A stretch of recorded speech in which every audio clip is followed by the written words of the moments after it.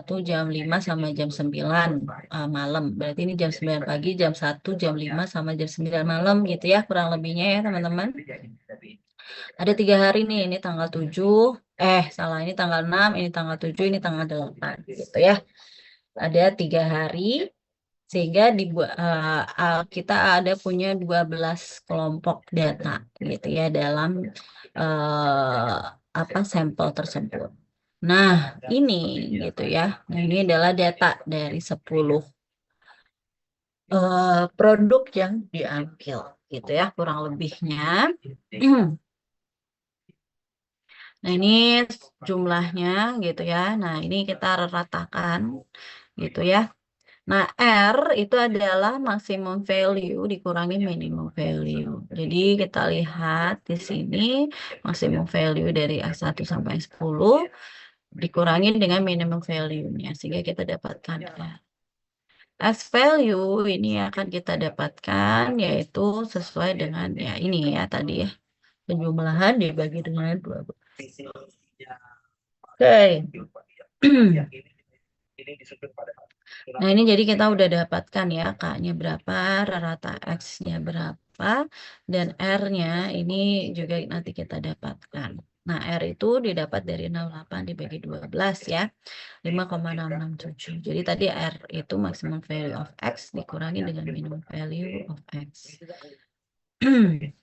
Nah, untuk upper control line dengan low control line atau UCL dan LCL ini untuk X chart kita gunakan rumus ini. Untuk upper control line itu dari X rata ditambah dengan A2R. LCL-nya X rata dikurangi A2R. Nah, A2 ini adalah konstanta ya teman-teman. Jadi bukan kita hitung. Nah, ini adalah tabel faktor gitu ya yang memang sudah dikembangkan dari control chart. Jadi ini given ya gitu. Kalau kita di statistik juga ada kan ya gitu ya untuk nilai alfa masing-masing sekian gitu ya misalnya. Sehingga gitu ya teman-teman akan dapatkan nih angkanya dari segini.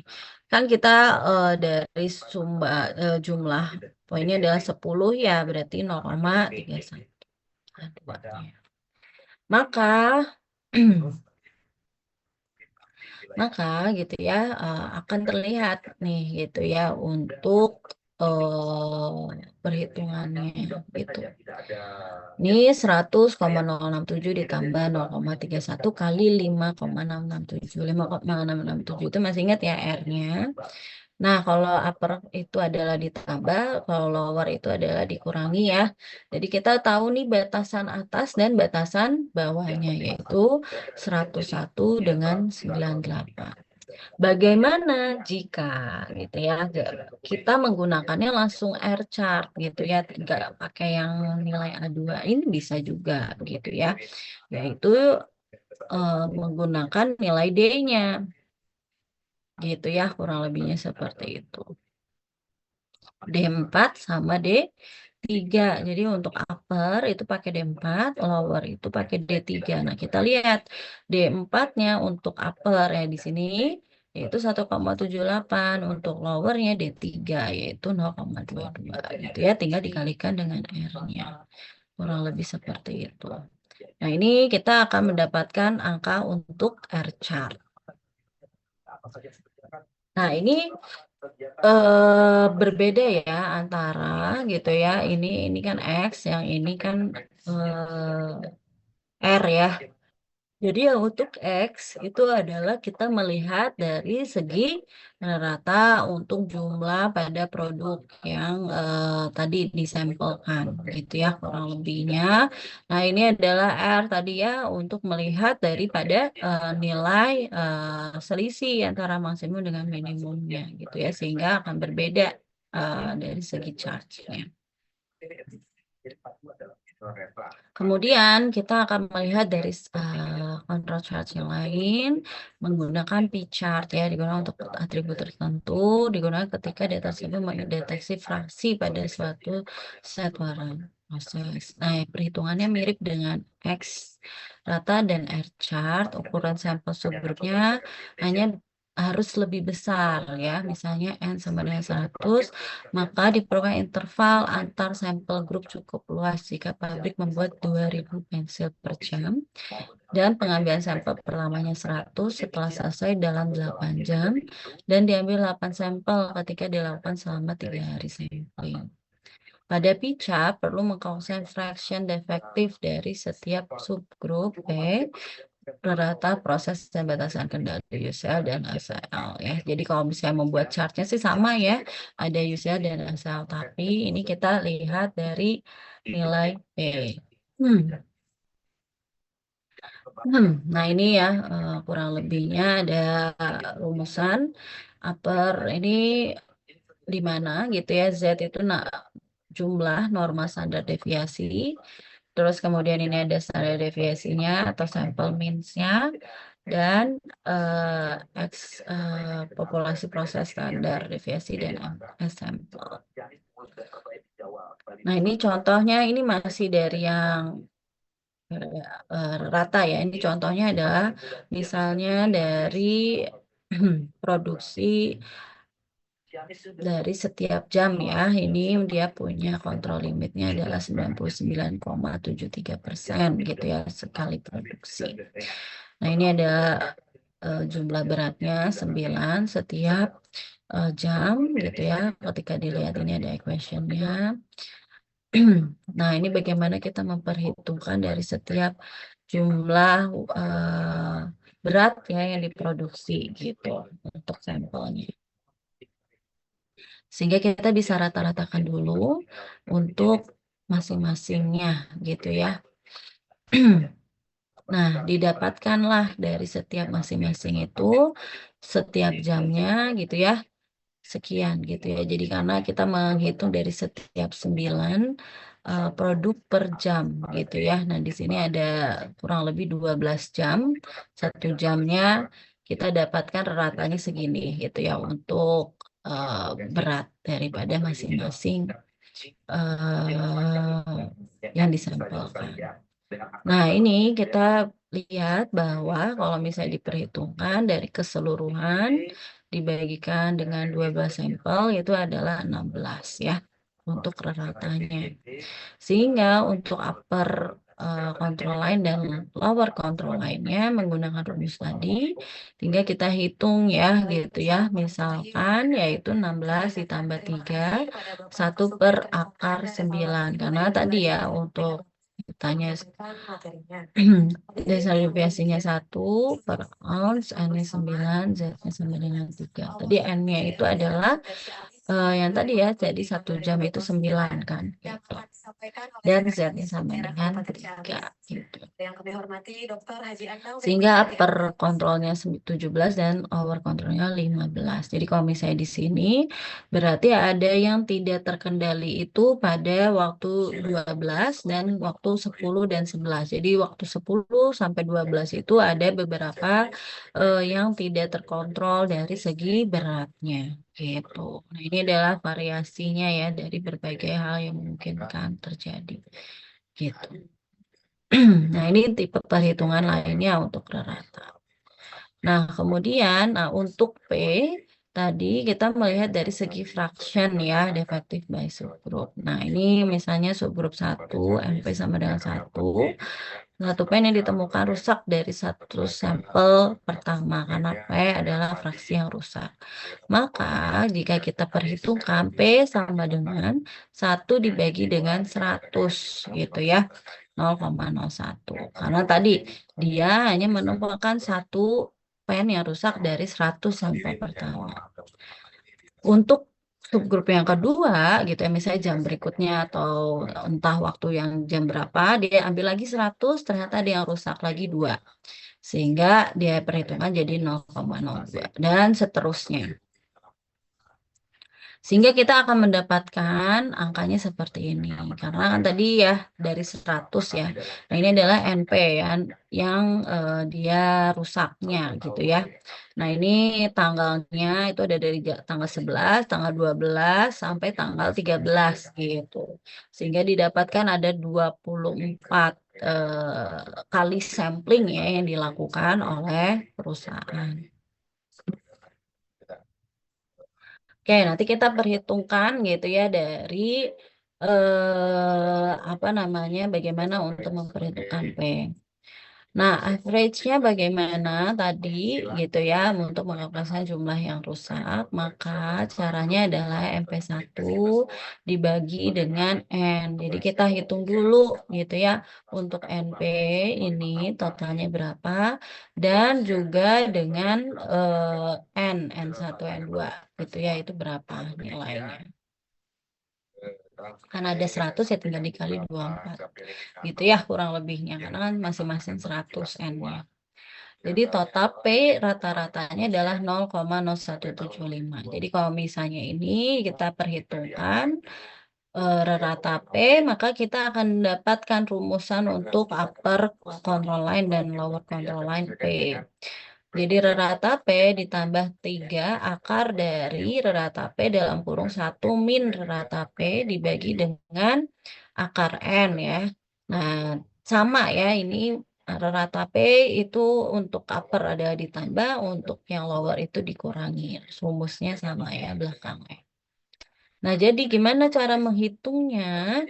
Maka kita dapatkan tadi kan rata P ditambah 3 dalam kurung rata P-nya tadi udah dapat 1 min rata P dibagi N. Nah, ini akhirnya dapat 0,0568. Nah, ini minus 0,0218. Atau kita hitung sebagai 0 gitu ya. Karena di bawah kan minus ya. Jadi kita hitungnya 0. Sehingga batasannya adalah 0. Kalau di sini semua ada beberapa yang memang mencapai, oh ini enggak, malah ada yang di bawahnya ya, yang di antara 3 sama 4 nih gitu ya. Yang lainnya masih aman gitu ya. Ada satu yang tidak terkontrolnya di sini gitu. Nah, rata P-nya untuk garis lurusnya, untuk standarnya adalah segini gitu ya. Jadi ada yang di bawah, masih di bawah standar, ada yang sudah di atas. Nah, ini yang kedua sama kelima tidak cukup gitu ya, bahwa udah tercapai gitu ya. Standarnya adalah dia 0,02 gitu misalnya.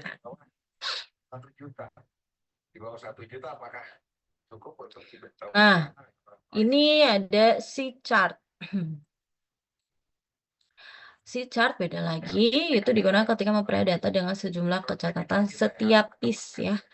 C, total number of defects. Jadi kita dapatnya itu dari setiap waktu itu langsung bukan sampel lagi, tapi kita ambil jumlah dari defectnya gitu ya. Rumusnya adalah tinggal UCL rata C tambah 3 akar C rata. Untuk lower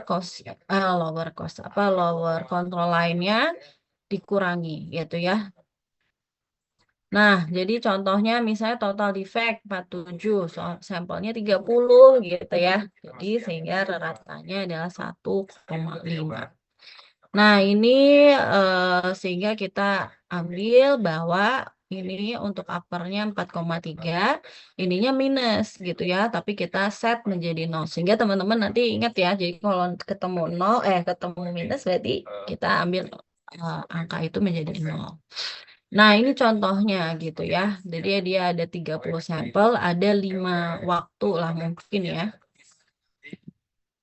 Atau 5 tipe defects ya yang dia temukan. Ada yang A, ada yang B, C, D gitu ya.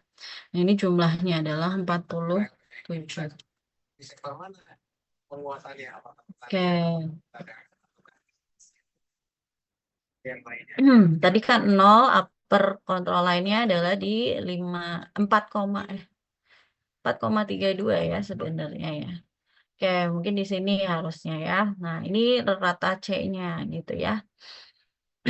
Nah, ini kurang lebihnya seperti ini untuk garis dari setiap masing-masing jumlah defect-nya gitu. Nah, ini adalah control charge-nya ya yang bisa kita lihat gitu seperti apa.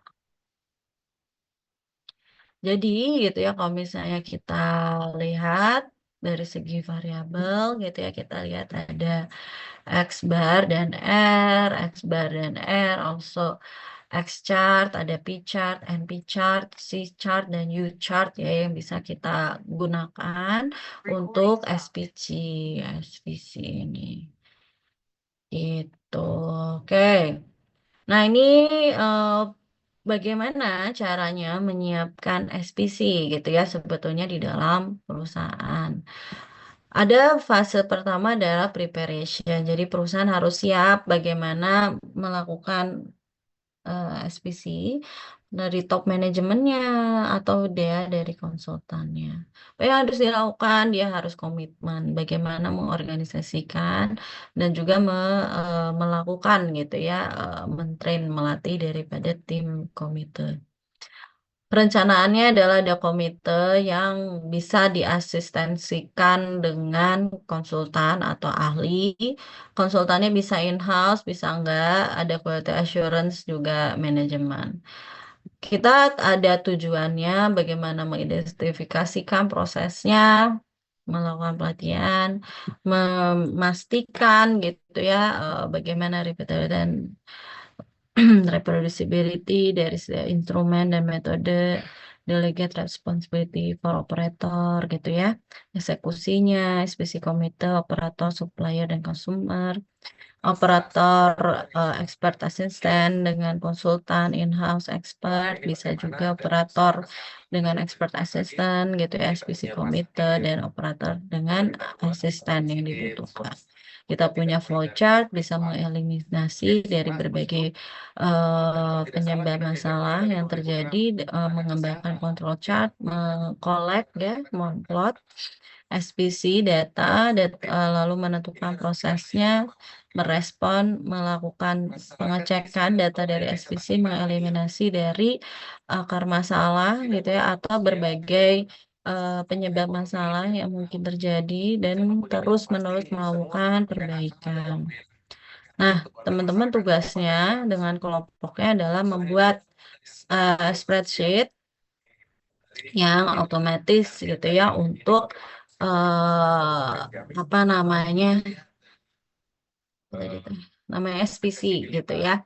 Nah, jadi di sini kita bisa menggunakan ini untuk C chart ya. Jadi berarti untuk model bahwa kita udah tahu angka defectnya gitu ya dari setiap uh, aspek yang ada. Nah, ini contohnya ada 54 yang terjadi dalam 9 hari. Nah, ini yang bisa kita lakukan. Pertama adalah standar deviasinya adalah 3 ya, karena tadi 99,73% dari Z-nya. Nah, ini day 1, day 2, ini sampai pada 54 gitu ya. Ini pakai rumus sum, terus kemudian kita cari average defects-nya atau C-bar-nya. Itu ya udah tinggal di average.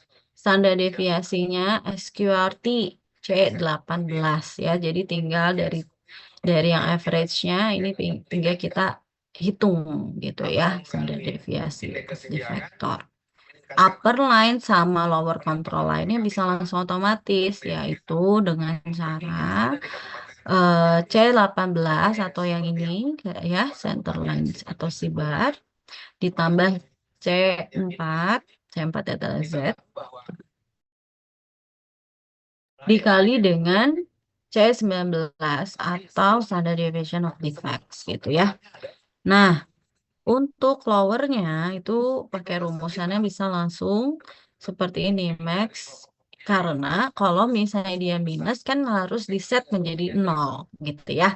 Sehingga makanya rumusnya pakai max ini. Max 0, jadi jika maksimumnya maksimumnya adalah 0. Jadi kalau misalnya dia minus, dia akan berubah jadi 0. Nah, ini berarti dia minus, langsung berubah jadi 0. Rumusannya adalah yang seperti di Excel. Kemudian sorry. Nah, bagaimana dengan quality control untuk X chart, P chart maupun C chart? Nah, ini gimana caranya untuk Excel-nya? Kita tinggal tuliskan nih, misalnya jumlah sampelnya yang kita gunakan 12 gitu ya. Ini jangan diubah tanpa apa namanya tanpa merubah row daripada sampel yang ada di bawah gitu ya. Sampel size-nya 8. Nah, ini adalah jumlah daripada ukuran ya yang diambil setiap yang diambil per jamnya gitu ya. Nah, ini 9. Populasi standar dari deviasinya adalah 1 gitu ya kurang lebihnya. Nah, ini adalah min-nya gitu ya dari seluruh data tersebut gitu. Nah, kita bisa hitung gitu ya X bar-nya, Z value-nya, sigma X bar gitu ya. Dengan cara X bar tinggal ya sama dengan B22 gitu ya. Z value-nya adalah 3 gitu ya. Sigma X bar-nya adalah B7 per SQRT B6 gitu. Terus kemudian kita tinggal hitung nanti LCL-nya gitu ya sesuai dengan ini rumusan ini gitu ya. Nah, ini kurang lebihnya 2 aspek ya yang teman-teman bisa coba hitung menggunakan Excel gitu ya. Oke, ada pertanyaan? Tidak lagi memikirkan maka mengenai peningkatan pajak atau sudah tidak populis lagi. Nah, kalau Bagaimana untuk kita datanya sendiri yang ada kami menjadi sumber bebas penghasilan atau gimana? Ya, gimana Reva? Kita memanfaatkan aset. Kalau untuk datanya sendiri itu bebas atau bagaimana ya? Nah, yang ini bisa nggak bebas ya, teman-teman bisa simulasikan tersendiri gitu ya. Nah, ini ada soal latihan juga bisa pakai dari sini gitu kurang lebihnya. Nah, ini silakan teman-teman kerjakan ya. Mungkin waktunya sekarang gitu ya. Nanti kita lihat bagaimana penyelesaiannya. Nah, ini contohnya ini pakai data rata ya dari keseluruhan. Jadi teman-teman bisa pakai rumusan yang X bar. Nah, ini bowling itu ya apa namanya? Manufaktur bowling ya, bola bowling. Jadi di sini dia bilang bahwa beratnya itu ada 0,12 pound setiap hari selama 24 jam. Ratanya dalam pounds gitu ya dari setiap 9 eh, bola bowling yang diproduksi gitu. Nah, ini adalah rata dari 9 gitu ya untuk 24 hari pengambilan sampel. Nah, silakan dibuat control chart-nya dengan average weight of the bowling ball ya. Jadi pakai data ini. Lalu teman-teman silakan hitung UCL dan LCL-nya gitu ya.